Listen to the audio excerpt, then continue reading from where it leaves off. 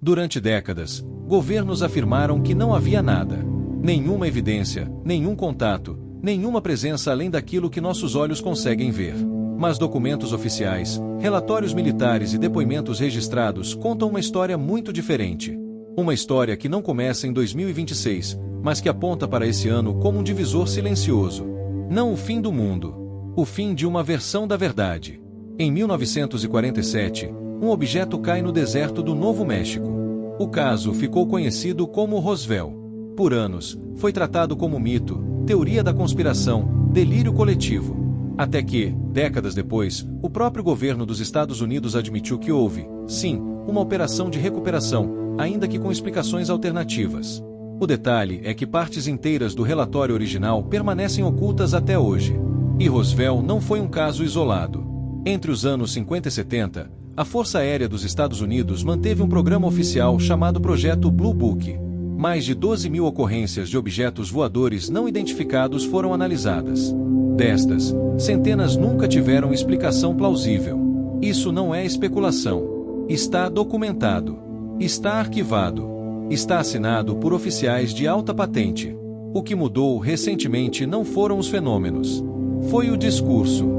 Nos últimos anos, o Pentágono passou a usar outro termo, o APS, fenômenos aéreos não identificados. Em audiências públicas, militares afirmaram, sob juramento, que esses objetos realizam manobras impossíveis para qualquer tecnologia humana conhecida. Aceleram de 0 a milhares de quilômetros por hora sem propulsão visível. Entram e saem da água sem perder velocidade. Permanecem suspensos contra qualquer lógica aerodinâmica. Esses relatos não vieram de curiosos, mas de pilotos de caça, operadores de radar, engenheiros aeroespaciais. Pessoas treinadas para reconhecer qualquer coisa que voe.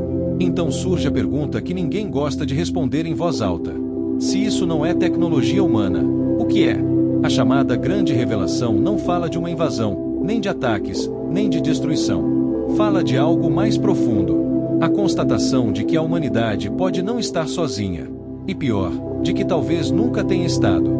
Em 2023, um ex-oficial de inteligência dos Estados Unidos afirmou, em depoimento público, que programas secretos de recuperação de tecnologia não humana existem há décadas. Ele declarou que o material recolhido não se assemelha a nada produzido na Terra. O depoimento foi registrado. O nome dele está nos arquivos do Congresso. Nenhuma acusação formal de mentira foi feita até hoje. Por que agora? Porque, segundo analistas independentes, a quantidade de registros se tornou impossível de esconder. Satélites comerciais, câmeras civis, sensores climáticos e sistemas privados começaram a registrar os mesmos fenômenos que antes apenas os militares viam. A informação escapou do controle. Mas existe outro fator ainda mais delicado. Fontes ligadas a estudos de comportamento social indicam que a revelação total sempre foi adiada por um motivo simples: medo do impacto psicológico. Não o medo de pânico imediato, mas o medo do colapso silencioso de crenças fundamentais. Religião, ciência, política, economia. Tudo se reorganizaria. Imagine descobrir que a humanidade não é o projeto final, mas parte de algo maior. Que fomos observados, estudados, talvez influenciados. Alguns documentos desclassificados falam em inteligências não hostis, porém não interventoras.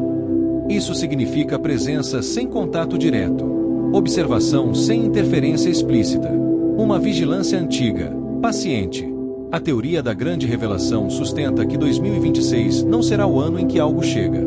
Será o ano em que não será mais possível negar. Relatórios científicos recentes também reforçam esse clima. O telescópio James Webb identificou compostos químicos em atmosferas de planetas distantes que, na Terra, só existem por causa da vida. Não é prova definitiva, mas é um indício poderoso.